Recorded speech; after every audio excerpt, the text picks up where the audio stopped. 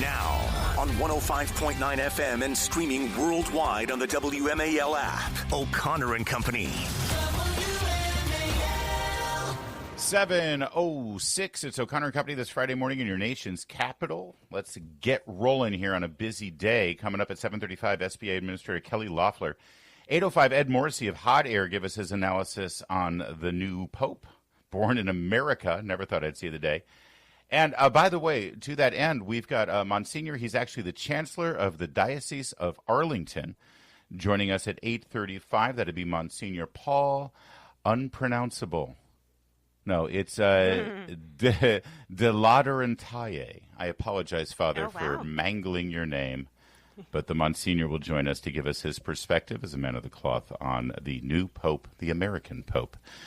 It's Larry O'Connor with Patrice Onwuka. Good morning, Patrice. Good morning. Happy Friday. Yeah, and it's a happy Friday indeed for those men and women who have been struggling with an outdated, antiquated air traffic control system. That's right, being an air traffic controller is an incredibly stressful and critical job, and Lord knows the men and women have been suffering with 5.25-inch floppy disks, and as we just saw in Newark Airport, a radar system just going out while planes are landing and taking off. It's a harrowing thing, but it looks like they've got some relief coming their way with an announcement by Secretary of Transportation Duffy yesterday. The intention to completely modernize and revamp that system. How's that going to go, and how much will it cost, and how long will it take? Let's ask Nick Calio, President and CEO of Airlines for America. We've spoken a few times here, Mr. Calio, and it seems to me that you should be a pretty happy man today with this announcement. Larry, I am a very happy man, and the entire aviation community is very happy. It was a very bold announcement yesterday. It's a bold plan, and something that this country cannot afford not to do. We have been at an inflection point for years with our system, and we are seeing it break down around the edges. And what that means is we can't get as many planes in the air, or as many people in the air, or as much cargo in the air as we want to, because we will only fly if it's safe. And we have a shortage of air traffic controllers. We have floppy disks, we had that great announcement at DOT yesterday, and we are so grateful to President Trump and to Secretary Duffy for their bold action. But I have been using floppy disks and paper strips as props in speeches and congressional hearings since 2016, at least. And nothing's happened. We had a hearing about a month and a half ago, and I went back to my first testimony 5 days after I took this job in 2011, and I said that the system was at an inflection point. We needed action now. Nothing's really happened until now. These are very difficult issues, but we believe that the President and Secretary Duffy are addressing them in the right way. We have never seen the aviation community. We have our differences among us between general aviation, commercial aviation, commercial space, manufacturers. We are so united on this because we see a once-in-a-lifetime opportunity to get something done in a reasonable amount of time to make our system better, to become world-class again. So, Nick, I'm looking through your feed, and you certainly have been for years waving that floppy disk in the air.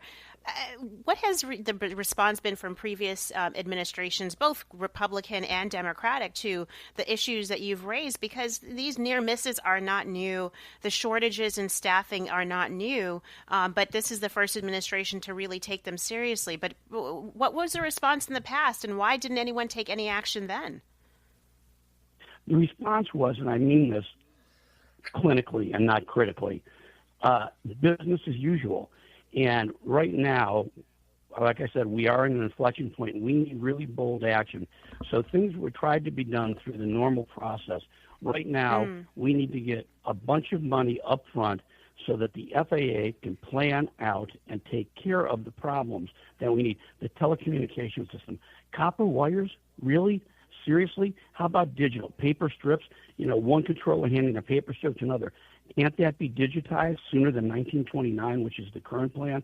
So I think the Secretary has a plan to get what amounts to a general contractor in charge of all the projects he laid out yesterday. who will be on top of it, and he plans to get the CEOs involved. It's not going to be middle-level management. And so what we're seeing is someone who's trying to address the problem in a big way with proper funding so you can plan this capital project or these capital projects in the right way. Beyond funding, this is going to take coordination, management. This is a huge project, especially considering all of the airports involved. Do you have an understanding from the Department of Transportation or from the FAA whether they have thought that part of it through and what the timeline and process might look like? Yeah, they're trying to get this done in 3 years, and they have thought it through. They are talking. They can't let the contracts out until they get the funding from Congress. And this is very much a funding partnership with Congress. And I have to say, if I can digress for just a second, Congress has provided the money to the FAA in the past, billions of dollars. However, 92% of the money that's been authorized and appropriated has had to go to fix to piece and patch the current system. They can't even fix the current. They're buying parts on eBay to fix the current system. Yeah, it is insane. And that's why I say we cannot not afford to do it. So, but they have thought it through. They've got a plan to how to manage the process to make sure that this happens for the first time ever. That said, I just want to reiterate the president did call in during the press conference. Secretary Duffy put him on the speaker, and he did reiterate, listen, this is a disaster. It needs to be fixed. But even given all of the roadblocks, all of the nightmare, the copper wiring of the 5 1/4-inch floppy disks and having to get parts on eBay, the men and women of air traffic control have actually been able to maintain an incredible safety record. It's not dangerous to fly. It just needs to be better, I guess, is the message. I just want to make sure that we reiterate that. Yeah, to put it in context, the air traffic controllers, along with the pilots, have been sterling. They do such a great job, but the fact of the matter is they're woefully understaffed. They're working overtime. It's a very stressful job, and part of this plan is to get more air traffic controllers. We're 3,000 short, and this administration is addressing it in the proper way. They're doing a whole variety of things to get it done, trying to extend the retirement age with the agreement with the air traffic controllers. But the air traffic controllers should have modern-day equipment to work with. They shouldn't be working with 1960s equipment, and that's what they are. Yeah. Right across the stage at this press conference yesterday, the visual was stunning. The unfortunate part of it is those floppy disks, those paper strips, the other equipment that was on the stage yesterday is still in use. It's almost criminal. So we shouldn't rely on our air traffic controllers to make do with that kind of equipment. They ought to have the most modern equipment, the best equipment, and give us the best air traffic control system in the world. And people keep saying, you sound excited when you talk about this. We are me and all of my colleagues across the aviation community, we are excited. Nobody's taken this kind of action. And, the president did call in. He knows his stuff. If you listen to what he said, he's down to details. And it's going to take the president, it's going to take Secretary Duffy, and all of us in the aviation community working with the Congress to keep the sense of urgency. Let's be honest, the crash at DCA on January 29th galvanized everybody. It made clear the dangers that are there unless we fix the system. So we can fix the system. We're going to do it. We're going to do it this year. Thank you, sir. I'm glad we've got good news coming, but if this gets muddled up on Capitol Hill, if the permanent bureaucracy tries to screw things up, you call us first. We want to get you on the air, Nick. I appreciate that, and I will do that, and I look forward to talking again. Nick Calio with Airlines for America, looking out for the industry and looking out for the passengers. It is 7:15 WMAL. WMAL, making sense of the news. Live from the Home Paramount Pest Control Studios. Home Paramount, the leader in pest control since 1939. Patrice Onwuka. Yes. The ongoing saga of the U.S. Attorney for the District of Columbia continued yesterday. As you know, Tom Tillis, senator from North Carolina, inexplicably decided that he was going to withdraw his support for Ed Martin's confirmation. Cut 15 here to remind you of the announcement. But at this point, I've indicated to the White House I wouldn't support his nomination. There you go. And strangely, when asked why, he said it was all about January 6th, which is really kind of stupid because January 6th is irrelevant right now. The U.S. Attorney for the District of Columbia is out of the game with January 6th because of all the pardons. Unless, of course, Senator Tillis is concerned about the U.S. Attorney for the District of Columbia doing some investigation into the involvement of the FBI and the Justice Department, what they knew, maybe the involvement of Nancy Pelosi willingly not listening to the chief of the Capitol Police asking for more reinforcements days before the January 6th event, unless that's what his concern is, or perhaps the FBI looking into leaks by some of his fellow senators like Adam Schiff during the January 6th hearings. You know, if that's what he's concerned about with January 6th, then it all makes sense. Tom Tillis, former senator from North Carolina. Yikes. That said, President Trump took the message, recognized, okay, fine, he doesn't have the support in the Senate. We're going to pull Ed Martin. Now, first, the disposition of Ed Martin. Ed Martin is going to get stuff done. He now has a position. He's been a great interim U.S. attorney. He will now get a job at the Department of Justice as the new, listen to this title, Director of the Weaponization Working Group. Ooh. That would be the working group looking into the weaponization of the court system, the law, and the political beast in Washington as a weapon against political opponents of people like Tom Tillis. So, well, and frankly, ain't everyone seen you the last listed. of Ed Martin. Well, exactly. Everyone you listed as being part of the cover-up with the January 6th and all of the other unsavory activity that goes on in this D.C. swamp. I think it's such an interesting pick because Judge Jeanine Pirro, she's not just she doesn't just have. It's remarkable to see the Washington Post.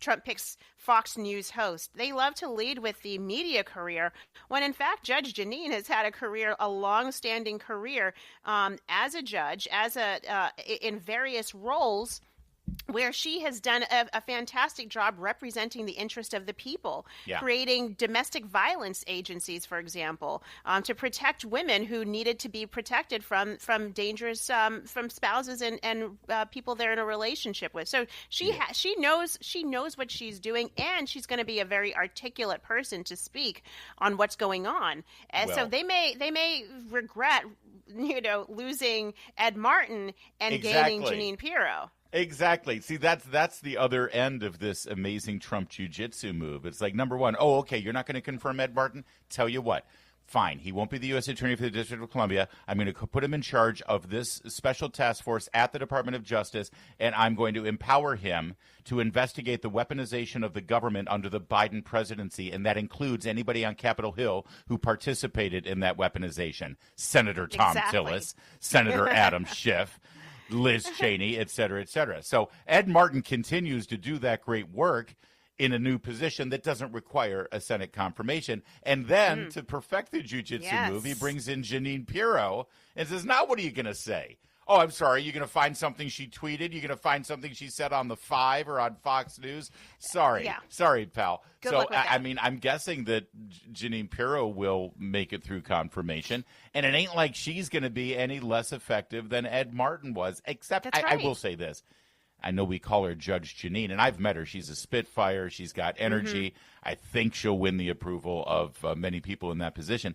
She's been out of the game for a while, though, hasn't she? I mean, when was the last time she was an active participant in the law enforcement apparatus in New York? It's probably been some time. She was a former New York judge and district attorney.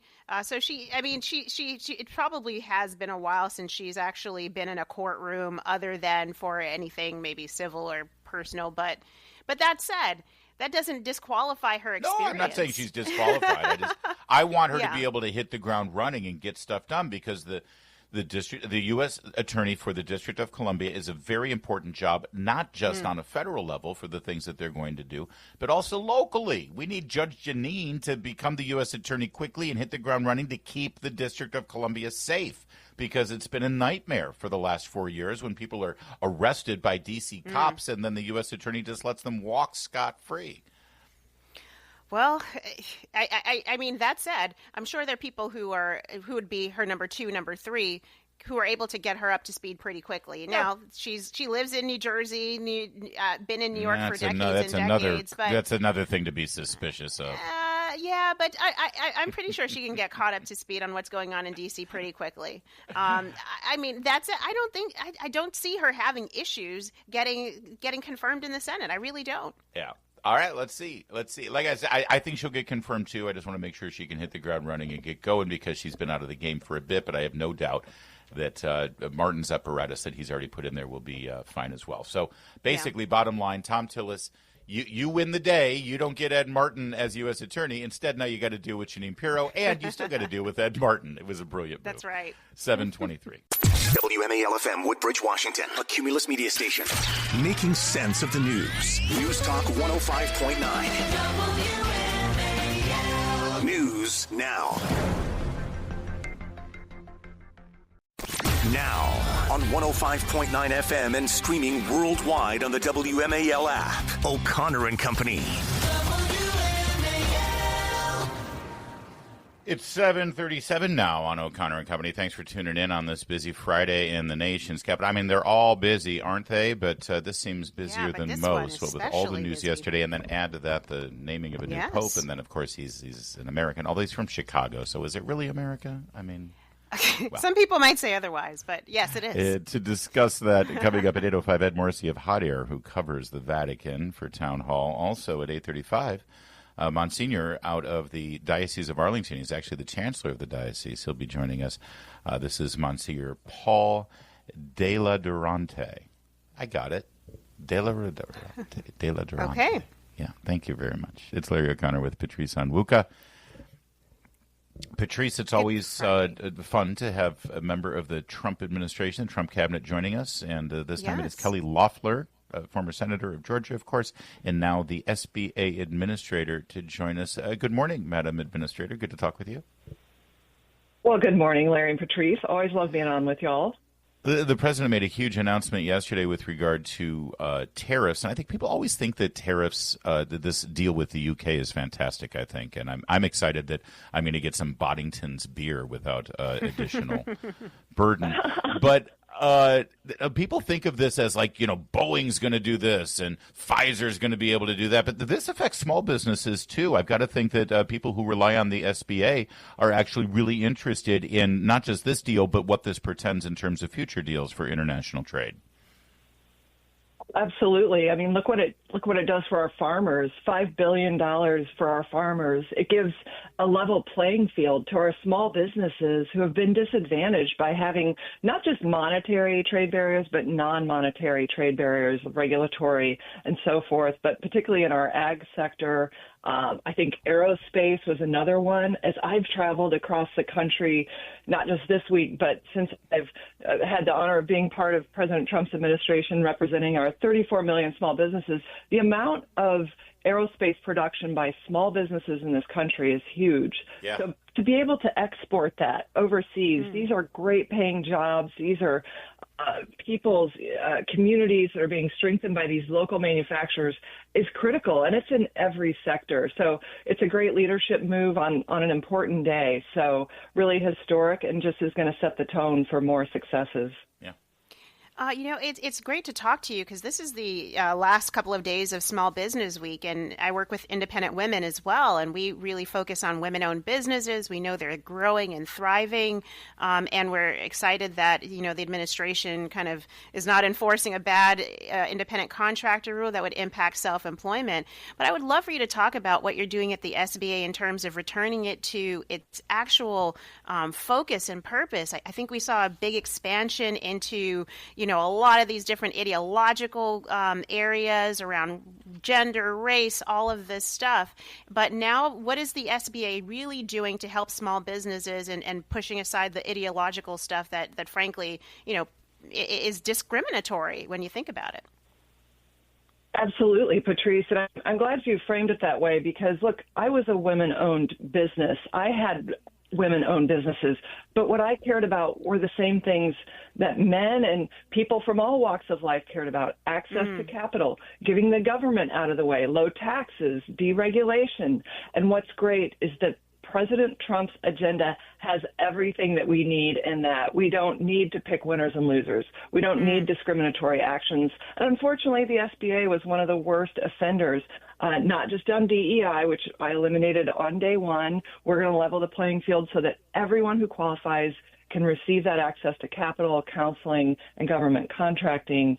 But it's also getting rid of the Green New Deal. I mean, sadly, they'd set up a green lending that lowered the standards for one type of energy, but not another. And let me tell you, small businesses were crushed by Joe Biden's lockdown on our energy resources that made it more expensive to run a business. So we're back. America dominance is coming back in terms of energy, and it's really exciting. We're speaking with Kelly Loeffler. She's the SBA Administrator. And, as the tariff policy sort of unfolds, we're going to see deals like what we saw yesterday. We're also going to see, as we've already seen, many corporations announcing that they're going to ramp up manufacturing here in the States.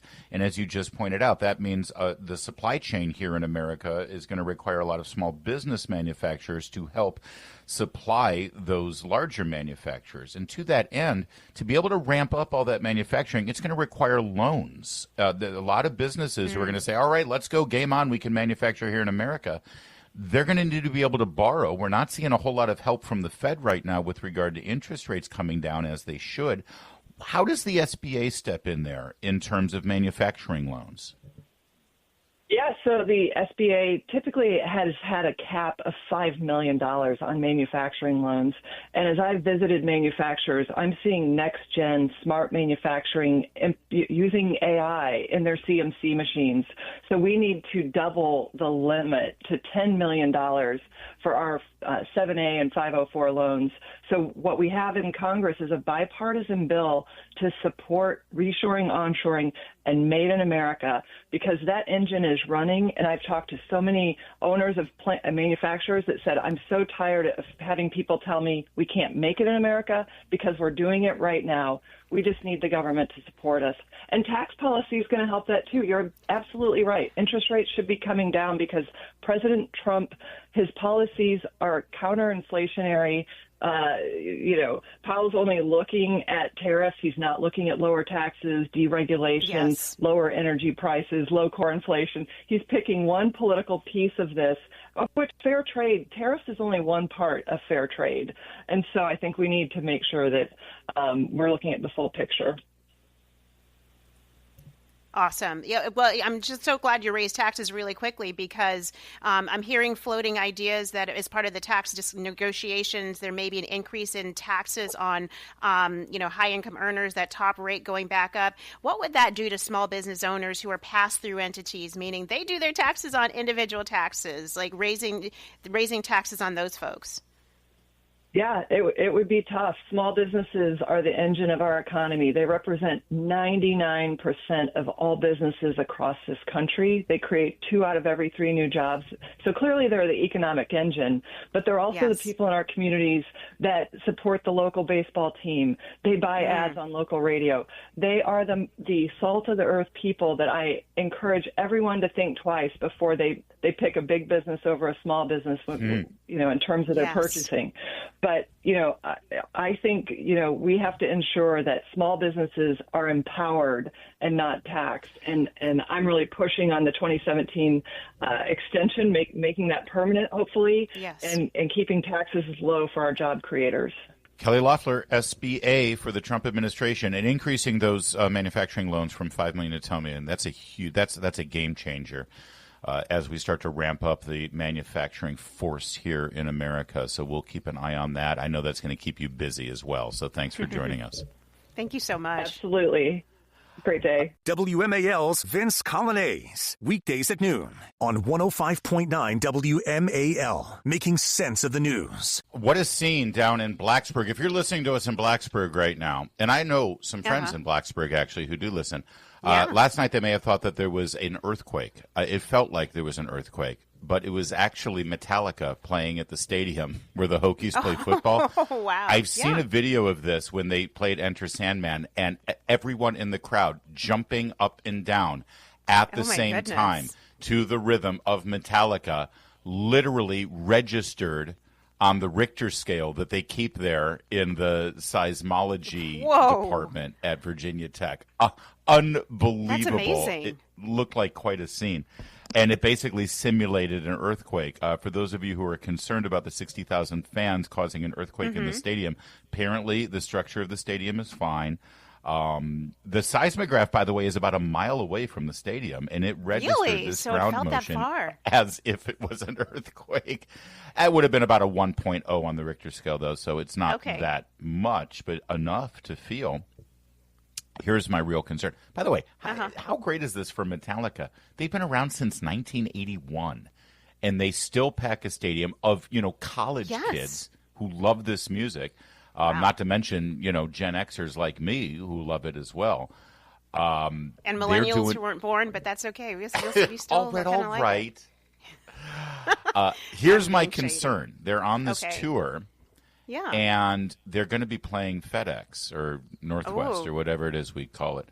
Are we sure that it is structurally sound to take this kind of enthusiasm? Because Lord knows the Redskins or Commanders have not caused this kind of excitement at the stadium over the course of the last 30 years. Well, if everyone's there jumping up and down rhythmically to Metallica, are we going to be safe? Well, it depends on the kind of crowd that you attract in this area. Is it going to be a bunch of college students and a few older folks mixed in, or is it going to be a bunch of old folks who need help just getting up into the stands, mixed in with a couple of college students? I'm being So what shady. you're saying is, as people my age are jumping up and down, we're going to be more worried about the structural integrity of our knees and hips versus the stadium. All right, let's. We got cut 19 here, please, so you can hear what it sounded like. Listen to that crowd. Oh, listen to those guitars. If you're a Yankees fan, you're getting excited. I don't know. right I'm now, waiting too. for Stone Cold Steve Austin to come out from somewhere. Or I don't know. Mariano This Rivera is just from the bullpen. This is what it reminds me of. Dude. WWE. Yeah. Very I don't exciting. know. Check out the video. It is phenomenal. And honest, I like metal. I'm a Metallica fan, but not so much of a nut that I would go to the concert. But I would go for this atmosphere. Well, maybe you just stand outside in the parking lot and you feel the same thing. They'll be here May 28th at Northwest Stadium, 7:54. Coming up, we've got analysis on this first American-born Pope. We'll start off with Ed Morrissey of Hot Air, who covers the Vatican for Town Hall Media.